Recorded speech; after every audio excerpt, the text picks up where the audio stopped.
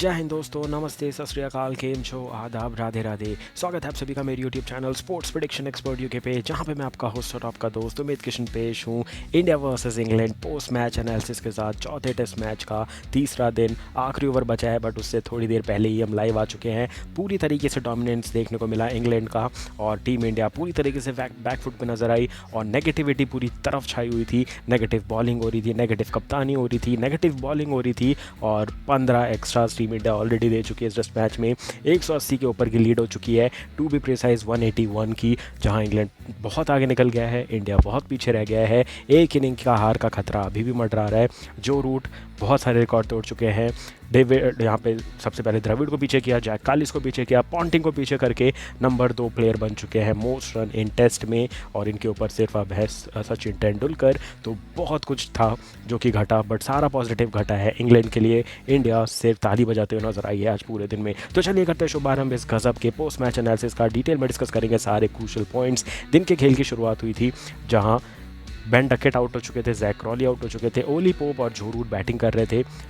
बहुत कम रन बचे थे जिस हिसाब से बैटिंग हो रही थी। कल 5 के रन रेट से मैच शुरू हुआ था। ओली पोप भली थोड़ा स्लो खेल रहे थे, जो रूट उनसे भी स्लो खेल रहे थे, बट आज माइंड सेट कुछ अलग ही था इंग्लैंड का। तेज़ गति से रन बनाना शुरू किया और फटाफट से दोनों ने अपनी हाफ सेंचुरी कंप्लीट की।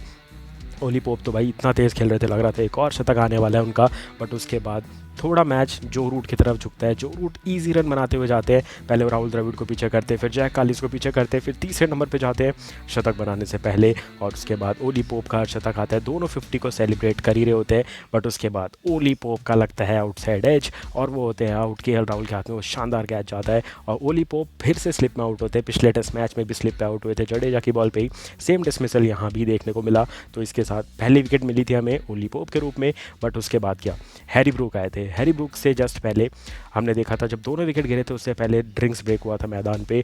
वॉशिंगटन सुंदर को बॉल दी गई थी। कल भी स्पिनर को लाने में लेट किया था टीम इंडिया ने, आज भी स्पिनर्स को लाने में लेट किया, और जैसे ही स्पिनर आए वैसे ही अटैक थोड़ा अलग नज़र आने लग गया। शुभमन गिल बहुत ज़्यादा डोमिनेंस रखते हैं फास्ट बॉलिंग पे, और एक पहली बात है जिन पे मैं अग्री करता हूँ, संजय मांजरेकर तो वैसे कुछ भी फालतू बोलते हैं, बट एक बात पे मैं अग्री करूँगा, उनका वो पॉइंट वैलिड है कि Shubman Gill pacer friendly bowler है। उनको स्पिनर को ज़्यादा जल्दी लाना पसंद नहीं है, तो बहुत डिले कर देते कभी कभी पेसर को लाने में, और उसके बदौलत होता क्या है, टीम इंडिया जब बैक फुट पे थी तब जाके 2 विकेट ज़रूर मिले, बट उसके बाद कम बैक हो ही नहीं पाया। उनने हैरी ब्रूक को भी तगड़ा स्टंप करवाया, ध्रुव जुरेल की वहाँ पे शानदार स्टंपिंग थी। इंडिया को क्विक सक्सेशन में 2 विकेट मिलते हैं और मैच तेज़ी से इंडिया की तरफ पलट सकता है, बट तब तक देर हो चुकी थी। क्यों? पहले सेशन में कोई विकेट नहीं गिरा था, टीम इंडिया सिर्फ 25-26 रन ही पीछे थी, और पता था नेक्स्ट सेशन में इंग्लैंड वो रन उतार के फटाफट से लीड बनाएगा। बट ये 2 विकेट बहुत क्रूशल थे, क्योंकि बैटिंग करने वाले थे फिर जो रूट विद जेमी स्मिथ और बेन स्टोक्स आने वाले थे, तो हमें पता था यहाँ से भी मैच इंडिया के कंट्रोल में नहीं है और भी जल्दी विकेट लेने पड़ेंगे। तो ओली पोप का विकेट, और जो मैं आपको बता रहा था हैरी ब्रूक जो 3 रन पे आउट हुए, वो बहुत क्रूशल था। बट साथ ही साथ जो रूट निकलते हैं तेज़ी से, शतक मार देते हैं। पिछले टेस्ट मैच में लॉर्ड्स में भी शतक आया था, और यहाँ भी शतक आने के बाद भाई 38th सेंचुरी है भाई, मानना पड़ेगा इस बंदे की डेडिकेशन। 13,000 रन बनाना बहुत बड़ा अचीवमेंट होता है, बट अभी धीरे धीरे बहुत तेज़ी से भाग रहा है, धीरे धीरे क्या बोलूँ, बहुत तेज़ी से चौथे, तीसरे, अब दूसरे नंबर पर पहुँच चुके हैं। ये प्लेयर रुकने का नाम नहीं ले रहा है। इनका क्रिकेटिंग करियर पीक पे आ चुका है और ये रुकने का नाम नहीं ले रहा। फिटनेस भी गजब की नज़र आ रही है जो रूट की। इनके साथ बेन स्टोक्स भी बल्लेबाजी कर रहे थे, जिनने तेज़ी से खेलना शुरू किया, और एक बहुत तगड़ा स्टैट सामने आया जहाँ पे एवरेज टर्न की बात हो रही थी। अगर आप एवरेज टर्न की बात करेंगे तो वॉशिंगटन सुंदर को 2.6 डिग्री का ड्रिफ्ट मिल रहा था। ड्रिफ्ट क्या होता है? ड्रिफ्ट स्पिन नहीं होता। ड्रिफ्ट मतलब अगर आप बॉल यहाँ से छोड़ रहे हो तो कितनी स्विंग हो रही है हवा में, स्पिनर जब लूप देता है ना तो कितनी ड्रिफ्ट होकर गिर रही है, उसको ड्रिफ्ट कहते हैं। उसके बाद मिली थी जो रूट को 1.6 डिग्री की, जडेजा को उनसे कम क्योंकि थोड़ा तेज़ डालते हैं 1.3, एंड देन लियम डाउसन को 1.4 डिग्री का मिला था ड्रिफ्ट। तो वॉशिंगटन सुंदर थोड़े ज़्यादा एक्यूरेट नज़र आ रहे थे, उनको थोड़ा ज़्यादा असिस्टेंस नज़र आ रहा था, कंट्रोल बॉलिंग कर रहे थे, तो उनसे ज़्यादा बॉलिंग करवाई जानी चाहिए थी, बट वो देखने को नहीं मिलता है। फटाफट से फिर से 50 रन की पार्टनरशिप हो जाती है जो रूट की और बेन स्टोक्स की। उसके बाद बेन स्टोक्स थक जाते हैं उल्टी सीधे स्वीप शॉट खेलते हुए, उनका हैमस्ट्रिंग खिंच जाता है, बट वो फिर भी जो रूट के साथ बैटिंग करते हैं बेन स्टोक्स, ताकि जो रूट जब तक है उनका वो साथ दे दे, तो वो करते हुए नजर आते हैं। बट जैसे ही जो रूट आउट होते हैं 150 पे, और सबसे तगड़ा रिकॉर्ड जडेजा ने पहली बार अपने क्रिकेटिंग करियर पे जो रूट को आउट किया वो भी स्टंप किया, और वो स्टंप इतना तगड़ा था कि वो लग रहा था कि इंडिया में मैच हो रहा है। मिडल स्टंप से बॉल स्पिन होके बाहर गई। ध्रुव जुरेल ने बहुत अच्छा कलेक्ट किया और स्टंप किया, और ध्रुव जुरेल की यहाँ पे दाद देनी होगी जो ने विकेट कीपिंग की है। चाहे आप हैरी ब्रूक की स्टंपिंग देख लो, चाहे जो रूट की स्टंपिंग देख लो, और उसके बाद जो उन्हें जेमी स्मिथ का भी कैच पकड़ा, क्योंकि आगे डाइव मार के कैच लेना हमेशा मुश्किल होता है, जो कि बहुत आसान बनाया ध्रुव जुरेल ने। टीम इंडिया को 6 विकेट तो मिल गए हैं, बट बात ये थी कि बेन स्टोक्स बाहर जा चुके हैं, लियम डॉसन बहुत अच्छी बैटिंग कर रहे थे, क्रिस वोक्स बहुत अच्छी बैटिंग कर रहे थे, और मैच ऐसा चल रहा था कि भाई कुछ भी हो सकता है, क्योंकि 150 का कंट्रीब्यूशन बहुत ज़बरदस्त था। और अभी 185 रन हो चुके हैं, तो अभी तो और आगे निकल चुकी है इंग्लैंड। बेन स्टोक्स चले जाते हैं डगआउट में क्योंकि उनका हैमस्ट्रिंग पुल होता है, और भाई Ben Stokes the beast mode is already activated. Player of the match थे थर्ड टेस्ट मैच में, 5 विकेट का हॉल लेकर गए पहली इनिंग में, फिर हाफ सेंचुरी चढ़ के डगआउट में चले गए क्योंकि हैमस्ट्रिंग पुल हुआ था। क्रिस वोक्स का विकेट फिर फटाफट से लेके चले गए मोहम्मद सिराज। तो यहाँ तक तो मैच बन चुका था, बट फिर आ जाते हैं बेन स्टोक्स बैटिंग करने। 66 पे अपनी पारी कंटिन्यू करते हैं, अभी 76 पे खेल रहे हैं। लियम डाउसन 21 पे खेल रहे हैं, 185 की लीड हो चुकी है। बट ध्यान देने वाली बात है number of overs bowled. Bumrah 28 over डाल चुके हैं, और अगर मैं बात करूँ 95 रन पड़े उनको, 1 विकेट मिला है। उसके बाद सबसे ज़्यादा ओवर डाले हैं फास्ट बॉलिंग में सिराज ने, जो कि अभी 26वां ओवर डाल रहे हैं, जो कि दिन का आखिरी ओवर होने वाला है, और आखिरी बॉल डालने में बहुत टाइम लगा रहे हैं सिराज, जो मैं देख पा रहा हूँ। और स्ट्राइक पे है बेन स्टोक्स, 76 पे खेल रहे हैं। मैं लास्ट बॉल देख लूँ क्या होता है। पुल शॉट खेलते हैं और सीधा सीधा वो जाती है केएल राहुल के पास, और इसी के साथ दिन का खेल समाप्त हो चुका है। 544 बना दिए हैं इंग्लैंड ने for the loss of 7 wickets. 76 run बना दिए हैं बेन स्टोक्स ने, वो 77 हो जाएंगे क्योंकि वो सिंगल कन्वर्ट हो चुका है, और 21 पे नॉट आउट है लियम डाउसन। लीड की अगर बात करें तो 187 की लीड 186 की लीड हो चुकी है, और ये बहुत बड़ी लीड है। मैं बोल चुका हूँ एक पारी की हार यहाँ पे सर पे बैठी है इंडिया के, और मैं क्यों बोल रहा हूँ 186 बहुत दूर की बात है। इंडिया अगर यहाँ से 200 भी बनाती है तो भाई 14 रन चेज़ करना कोई बड़ी बात नहीं है। इंग्लैंड तो चाहेगा ही कि एक बार बैटिंग करो, क्योंकि चौथी बैटिंग बहुत डिफिकल्ट होने वाली है। पिछले टेस्ट मैच में इंडिया 197 चेज़ नहीं कर पाया था, ये तो फिर भी ऐसी बात है कि यहाँ स्पिन ज़्यादा हो रहा है, तो यहाँ चेज़ करना और मुश्किल होगा, और इंग्लैंड नहीं चाहेगा चौथी बैटिंग करना, तो उसको पूरा तरीके से अवॉइड करने के लिए जो ये 186 बने हैं, इसमें अगर 50, 60, 70, 80 रन भी जुड़ते हैं बेन स्टोक्स से, तो 50 रन तो मान के चलो। 230 रन भी इंग्लैंड यहाँ से बनाती है तो वो इम्पॉसिबल हो जाएगा चेज़ करना, मतलब इसको कवर अप करना। इंडिया भले ही कुछ एक्सेप्शनल कर जाए, तभी इस टेस्ट मैच से रिजल्ट इंडिया के फेवर में आ सकता है। वो कब हो सकता है? अगर कल इंडिया पहले सेशन में मान लो 20 ओवर के अंदर ऑल आउट करती है इंग्लैंड को, इंग्लैंड पहुंच जाती है 230 पे, और दिन के खेल में अभी भी 60 ओवर बाकी है। 60 ओवर में अगर 4 के रन रेट से रन बनते हैं 240 होते हैं, कल ही के कल इंडिया वो स्कोर उतार देती है, और फिर पहले 2 सेशन में कुछ कमाल करके 150 का टोटल दे देती है, और बोलती है 50 ओवर में चेस करो वरना हम 50 ओवर में ऑल आउट कर देंगे। वैसा कुछ गेम प्लान टीम इंडिया अगर करती है तभी मैच पलट सकता है, वरना यहाँ से 2 ही 3 रिजल्ट पॉसिबल है। इंग्लैंड जीतेगा, जो कि बहुत ज़्यादा चॉइस है। 70% चांसेस है कि इंग्लैंड ही ये टेस्ट मैच जीतेगा, और ड्रॉ के चांसेस तभी है जब इंडिया पूरा डेड क्रिकेट खेले। बट इंडिया यहाँ पर एक बात बोलूँ तो थोड़ा बहुत खुश भी हो रहा होगा। उसका रीज़न क्या है कि हम रन नहीं दे रहे, बहुत धीरे रन बन रहे हैं, तो इंडिया के कंट्रोल में ये है जितने ज़्यादा ओवर आप इंग्लैंड को आप खिलाओगे उतने ओवर आपको कम खेलने पड़ेंगे, उतना कम डिफेंस आपको खेलना पड़ेगा, और आप उतना टेस्ट मैच ड्रॉ की ओर ले जा सकते हैं। बट उसके भी चांसेस कम है। उसके चांसेस कम क्यों हैं? बैटिंग लाइनअप हिल जाएगा। केएल राहुल, जायसवाल तो डेफिनेटली ओपन करने आएंगे 3 नंबर पे। साई सुदर्शन जो कि पिछला टेस्ट मैच नहीं खेले थे वो आएंगे 3 नंबर पे, जिनका अभी तक एक ही अर्शतक आया है। Then Shubman Gill out of form है। पंत नहीं नजर आएंगे 5 नंबर पे, तो जडेजा को 5 पे आना पड़ेगा। 6 पे आएंगे वाशिंगटन सुंदर। 7 पे मे भी पंत आ जाए, क्योंकि बीसीसीआई ने बोल दिया था, और पंत भी भाई वॉरियर है, टीम को ज़रूरत होगी तो आएंगे बैटिंग करने, तो वो 7 या 8 नंबर पे आएंगे, और शायद टेल एंडर के साथ बैटिंग करते हुए नजर आएंगे। बट बहुत पीछे टीम इंडिया इस मैच में। नेगेटिव कप्तानी जो मैं आपको बता रहा हूँ, negative bowling, negative field placement और नेगेटिव अप्रोच के साथ टीम इंडिया उतरी थी। एक ही पॉजिटिव प्लेयर मुझे पूरे ग्राउंड में नजर आया, वो था मोहम्मद सिराज। हर बॉल पे उतना एफर्ट, हर फील्डिंग में उतना एफर्ट, हर डाइव में उतना एफर्ट, हर बॉल पे जान लगा रहे थे सिराज। उसके अलावा सब लग रहा था अपनी ड्यूटी कर रहे हैं, ओवर डाल के जा रहे हैं। फील्डिंग में उतनी जान नहीं नज़र आ रही है। यशस्वी जायसवाल ने भी 1-2 डाइव अच्छी मारी, बट स्टैंडर्ड थोड़ा लो नज़र आ रहा है। और मैंने ये बात कल भी बोली थी, ऋषभ पंत इसीलिए काम आते हैं भाई। जब टीम घिरी होती है ना, तो जो उनकी पीछे से कमेंट्री होती है, वो टीम को उठा करके रखती है, बिल्डअप करके रखती है, वो मिसिंग है 2 दिन से। और पिछले टेस्ट मैच में भी अगर पंत यहाँ पे होते तो मैच का हाल भले ही कुछ भी होता, सेम हाल भी होता, बट टीम इंडिया पॉजिटिव रहती कि भाई अभी भी जोश है, हमें जोश भरने वाला प्लेयर चाहिए, जो कि ऋषभ पंत है, जो कि यहाँ पे नदारद है। तो टीम इंडिया वहाँ भी पीछे चल रही है, और ये 186 रन भाई बहुत भारी पड़ने वाले टीम इंडिया को। क्योंकि अगर बेन स्टोक्स कल 10 या 12 ओवर भी खेल गए ना, 50 रन तो पक्का बना जाएंगे, अपना शतक भी कर जाएंगे और ये एक और रिकॉर्ड बना देंगे भाई ओल्ड ट्रेंफोर्ड में। 5 विकेट का हॉल प्लस सेंचुरी लगाने वाले प्लेयर बन सकते हैं, तो उनके कंट्रोल में है पूरी चीज़ें, कुछ गलती कर ही नहीं सकती इंग्लैंड यहाँ पे। एक ही चीज़ है, इंडिया को बस एक ही पॉजिटिव यहाँ से निकल पाएगा कि बेन स्टोक्स इंजर्ड है।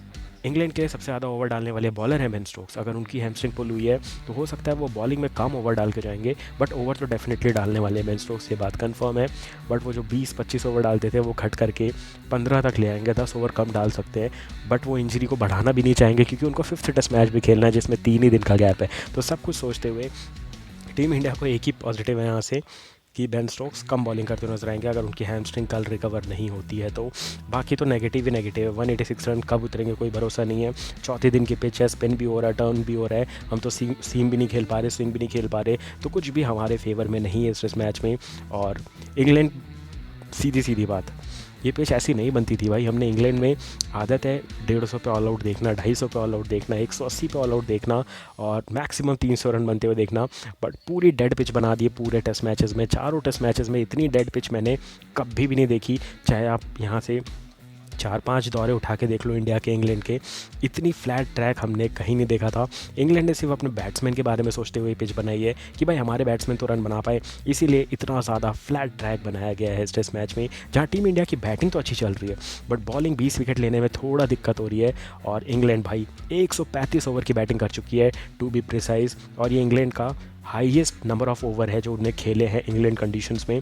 इससे ज़्यादा इंग्लैंड ने 150 ओवर भी खेले हैं, बट वो पाकिस्तान में मुल्तान में खेले हैं, तो 135 ओवर खेलना बहुत बड़ी बात होती है। तो ये तो हो गई इंग्लैंड की बात कि उन्होंने बहुत अच्छा काम किया 135 ओवर की बैटिंग करके, बट टीम इंडिया को 135 ओवर डालने पड़े हैं। तो वहाँ पे देखो वर्कलोड की तो धज्जे उड़ चुकी है। जसप्रीत बुमराह को दूसरा टेस्ट मैच का रेस्ट दे दिया, तीसरे चौथे में तो उनको इतने ओवर करवा दिए जैसे कि भाई वो अगला दिन खेलने ही नहीं वाले, इतने ओवर करवाएं उनसे, 25-26 ओवर करवाना एक इनिंग में बहुत ज़्यादा वर्कलोड होता है। अब इससे एक और बात कन्फर्म हो जाती है कि 5th टेस्ट मैच पक्का से बुमराह नहीं खेलने वाले हैं, और 5th टेस्ट मैच तो आप भूल जाओ भाई, टीम इंडिया बहुत बुरा आने वाली है क्योंकि प्लेइंग 11 ही नहीं बना पाएंगे। केएल राहुल है, यशस्वी जायसवाल है, साई सुदर्शन है, शुभमन गिल है, पंत का भी भरोसा नहीं, पंत नहीं आएंगे तो एन जगदीशन आएंगे, वो नहीं आएंगे तो ध्रुव जुरेल खेलेंगे, उसके बाद जडेजा खेलेंगे, वाशिंगटन सुंदर खेलेंगे या कुलदीप यादव, वो भी कंफर्म करना है। बॉलिंग में आपको बुमराह नहीं मिलेंगे, हो सकता है सिराज भी ना मिले क्योंकि लगातार 4 टेस्ट खेल के आ रहे हैं। अंशुल काम्बोज, शार्दुल ठाकुर के साथ 2 पेसर आपको और चाहिए होंगे, और वैसे ही 135 ओवर में हम सिर्फ 6 विकेट ले पाए हैं, तो हमारे पास और पेस बैटरी है भी नहीं। हर्षदीप सिंह की कोई न्यूज़ नहीं आ रही है, आकाशदीप की कोई न्यूज़ नहीं आ रही है कि वो फिट एंड अवेलेबल है कि नहीं, हम कोई और प्लेयर बुला नहीं रहे हैं, बुला भी रहे तो एन जगदीशन को बुलाया हमने, और थोड़ी बहुत बात चल रही है ईशान किशन को बुलाने की, तो हम सिर्फ बैट्समैन बुला रहे हैं। भाई बॉलिंग कौन करेगा, 20 विकेट कौन लेकर के देगा, ये सबसे बड़ा खतरा हो चुका है यहाँ पे टीम इंडिया के लिए। और जो एक लेगेसी होती है ना, जब वो जाती है तो यही असर होता है। जब विराट आउट ऑफ फॉर्म हो रहे थे, Rohit Sharma out of form हो रहे थे, तो यही वो लोग थे जो धज्जियाँ उड़ा दे रहे थे भाई एक एक खराब फॉर्म की। अब देख लो भाई, प्लेयर जाने के बाद ये चीज़ होती है। ये मैंने सीरीज़ की शुरुआत में बोली थी, भले ही आपको याद विराट कोहली, रोहित शर्मा और अश्विन की नहीं आएगी जब टेस्ट सीरीज़ शुरू होगी, बट टेस्ट सीरीज़ ख़त्म होते होते इन तीनों की आपको याद आएगी। क्यों?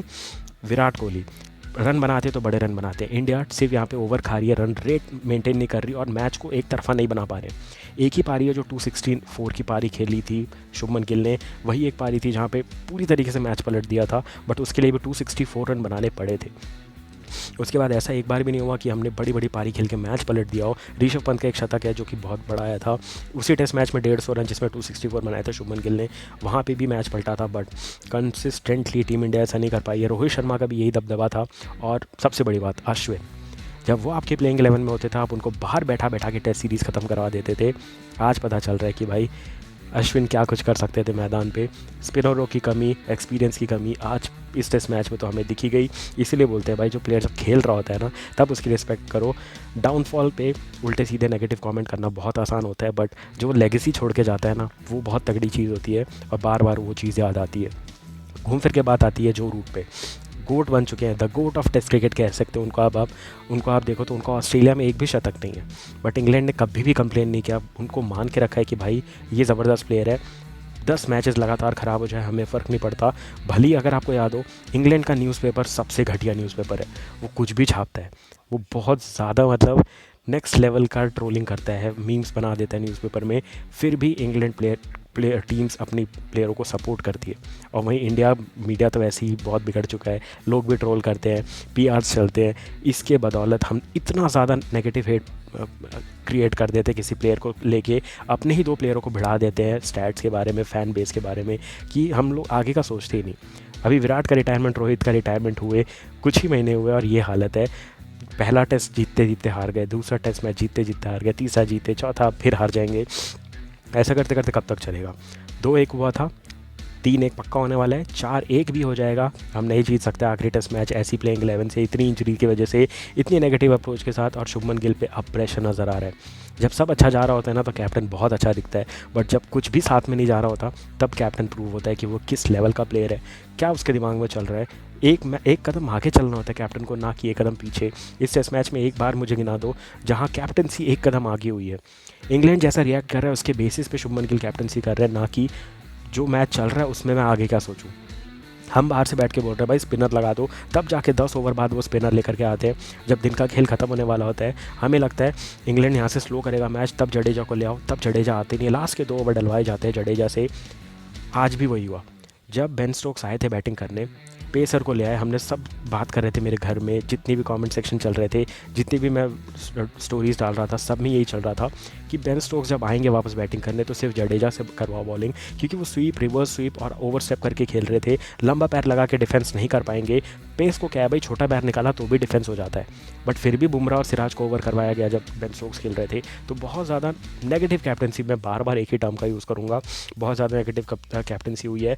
विकेट बहुत अच्छे भी लिए हैं, मतलब ऐसा नहीं है कि कुछ भी नहीं हुआ, बट बहुत ज़्यादा एफर्ट्स लगाने पड़े टीम इंडिया को। 358 के जवाब में जो ये रन बने हैं ना भाई, तरसा तरसा के रन बनाए हैं। 544, 600 पहुँच गए, डेड है मैच। इंडिया टेस्ट मैच हारेगा 3-1 से। और अगर कल इंग्लैंड ऑल आउट हुआ तो इंडिया भी दम रखता है कि कल ही का कल ही ऑल आउट होके 3-1 हो जाएगा। और फिर पहला सिरदर्द होगा अगले टेस्ट मैच के लिए प्लेइंग 11 बनाना, और दूसरा कौन अपने सर पे रख लेगा जिम्मेदारी इस टेस्ट मैच की हार की। क्योंकि गौतम गंभीर पे भी सवाल उठ रहे हैं, टीम मैनेजमेंट पे भी सवाल उठ रहे हैं कि भाई हमें मैच देख करके बाहर से इतनी सारी चीज़ें समझ में आ रही है, बट वो एग्जीक्यूशन नहीं हो रहा, प्लेयरों को वो मैसेज क्यों नहीं पास किया जा रहा, और इतना डिले क्यों हो रहा है डिसीजन बनाने में। नेगेटिव सोच बार बार वही हो रही है, नेगेटिव सोच, डिले रिस्पॉन्स, और फिर से एक्स्ट्रास की बात। पिछला टेस्ट मैच हम 25 एक्स्ट्रास की वजह से हारे थे, 25 एक्स्ट्रास दिए थे और 22 रन से हम टेस्ट मैच हारे थे। यहाँ हम ऑलरेडी 15 एक्स्ट्रास दे चुके हैं और हम बहुत पीछे टेस्ट मैच में। बात ही छोड़ दो, अभी तो एक इनिंग हुई है, अभी एक इनिंग आनी बाकी है। टीम इंडिया को एक इनिंग का खतरा अभी भी है और मुझे लग रहा है ये हो भी जाएगा। 220 बहुत हो जाएंगे अगर इंडिया खेली तो, 220 उतारने में एक दिन तो लगेगा, और अगर 250 भी बना दिए तो 30 ही रन चेज़ करने पड़ेंगे इंग्लैंड को, जो कि उनके ओपनिंग में ही बेन डकेट और क्रॉली बना जाएंगे। तो एक और चांस इंडियन है तो थोड़ा सा तो पॉजिटिव सोचेंगे भाई, बारिश आ जाए। वो ट्रेंटफोर्ड में पहले दिन पूरे बादल छाए रहे थे, उसके बाद जब से इंग्लैंड बैटिंग कर रहा है बादल नहीं आए ना बारिश आई है। उम्मीद करेंगे थोड़े बादल आ जाए, थोड़ी बारिश आ जाए और ये मैच ड्रॉ की ओर चला जाए, ताकि 2-1 की स्कोर लाइन पे हम 5वें टेस्ट में अगर पहुँचे भी तो हमारे पास उम्मीद है 2-2 की बराबरी करके टेस्ट सीरीज़ को शेयर करने का, वरना इसके अलावा कुछ नहीं हो सकता।